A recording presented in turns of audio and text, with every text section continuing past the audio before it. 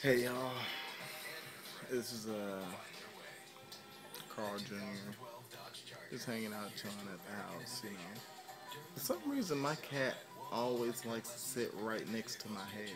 It's weird, you know. Like she never finds like any other place to sit, but like right here.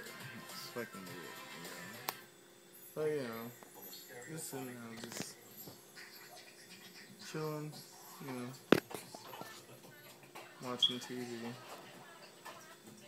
just letting time fly. Being lazy. Well, actually, not lazy, just being insomniac.